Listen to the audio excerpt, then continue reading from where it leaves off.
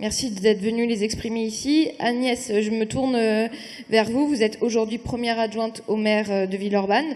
Vous étiez déjà dans l'équipe municipale précédente et vous aviez alors piloté le projet, l'expérimentation territoire zéro chômeur dans le quartier Saint-Jean. Est-ce que vous pouvez nous en parler? Oui, bonjour. Merci pour l'invitation. C'est vrai qu'à Villeurbanne, donc, nous avons été un des 10 territoires à expérimenter territoire zéro chômeur de longue durée.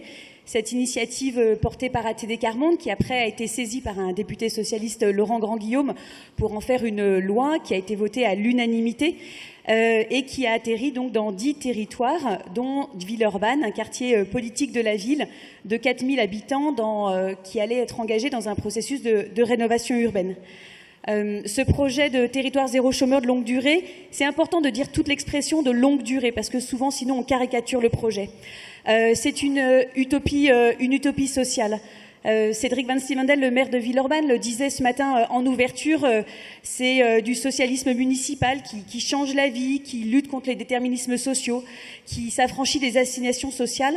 Et c'est ça le projet, puisqu'il vise à supprimer le chômage de longue durée en créant des emplois à la hauteur du nombre de personnes privées d'emploi sur le territoire.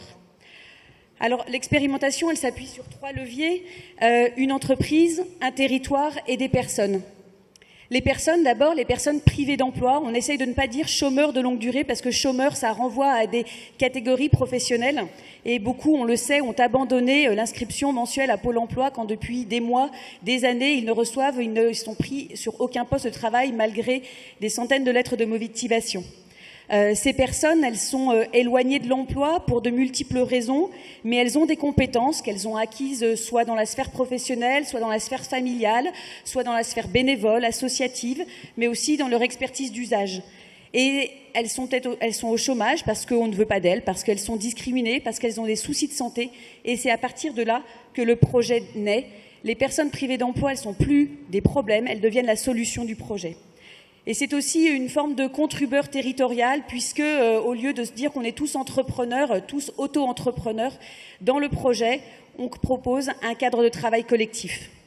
Et c'est le lien avec l'entreprise, une entreprise à but d'emploi. Oui, le but de cette entreprise, c'est de créer des emplois avec un modèle économique particulier, à la fois un chiffre d'affaires, mais aussi la réaffectation du coût du chômage de longue durée.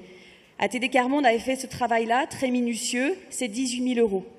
Et ce sont la réaffectation finalement des externalités négatives dans le modèle économique de cette entreprise. Et c'est fondamental, c'est révolutionnaire. En tout cas, moi, je n'ai pas encore vu de politique publique qui partait du principe des externalités négatives pour financer un projet. Et puis le troisième point, c'est le territoire. On sait, sur nos villes, villages, métropoles, il y a des centaines de besoins qui sont non couverts. La crise du Covid l'a encore plus révélé. Et ni les pouvoirs publics, ni le marché, ni le secteur associatif, l'économie sociale et solidaire, ni le travail bénévole permet de répondre à ces besoins. Et c'est dans ces interstices que se nichent les activités de l'expérimentation. Alors, ce sont par exemple à Saint-Jean, à Villeurbanne, le lavage des maillots des clubs de sport. Bien souvent, ce sont les mamans des clubs de sport, des enfants des clubs de sport qui le font. Et bien là, c'est une entreprise avec des salariés qui sont formés, avec une laverie industrielle qui permet de répondre à la demande. C'est aussi le lavage des couches lavables dans les expérimentations pour réduire les déchets. C'est la collecte de biodéchets.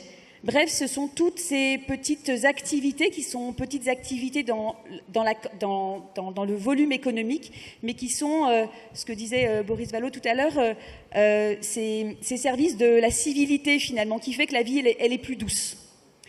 Alors dans le projet, page 15 de votre projet, vous avez mis la généralisation ou en tout cas lever le numerus clausus pour ne pas frustrer, je vous cite, les territoires motivés. Oui, on peut que souscrire cette ambition, mais j'y mettrai 3 conditions pour vraiment ne pas faire simplement d'une promesse de campagne, mais rendre effective. Les 3 conditions, d'abord, c'est le financement. Aujourd'hui, on reproche aux entreprises à but d'emploi de ne pas être à l'équilibre. Bien sûr, si on part d'un modèle économique où on est simplement sur des équilibres économiques classiques, ça ne fonctionnera pas. Il faut intégrer les externalités, cette fois-ci positives, sociales et environnementales, dans le modèle économique des entreprises à but d'emploi. C'est compliqué, il faut changer les outils comptables, la comptabilité nationale, tout ça, mais bon, on est sur un projet présidentiel, donc on peut rêver, on peut le faire. En tout cas, c'est extrêmement important de sortir de cette approche simplement comptable des entreprises à but d'emploi. Le deuxième levier, c'est de faire de territoire zéro chômeur pas simplement une brique des politiques d'emploi, mais de faire d'un projet de territoire. Là aussi, c'est extrêmement important, sinon on va rester dans la réparation sociale. Or, ce n'est pas de la réparation sociale, c'est de la transformation de territoire. Vous pouvez faire un tour dans les 10 territoires concernés, dans les territoires ruraux, dans les territoires urbains. Il se passe des choses qui sont bien sûr difficiles à palper, mais c'est extrêmement important. Et puis, c'est vraiment un laboratoire pour nos politiques publiques, pour inventer les services de la justice sociale et écologique dont nous avons besoin. Aujourd'hui, 30% des activités des entreprises à but d'emploi se situent dans ce qu'on appelle la sphère de la transition écologique. Et puis, juste pour terminer, j'ai commencé par les personnes et je voudrais finir par elles. Le projet, au départ, c'était 5 ans d'expérimentation. Quand on a été au chômage de longue durée, quand on a vécu des drames dans sa vie, 5 ans, c'est beaucoup trop court.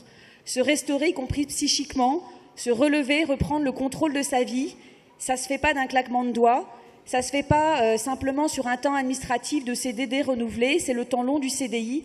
Et il ne faut pas cantonner l'expérimentation simplement aux 5 ans, ça prendra du temps. Aujourd'hui, au bout de 5 ans à Villeurbanne, on est entre guillemets qu'à 25% de suppression du chômage de longue durée. On n'est pas à 100% et donc il faut donner du temps à cette expérimentation. Voilà, et à ces conditions-là, je pense que vraiment le projet peut être largement soutenu et se démultiplier sur tous les territoires.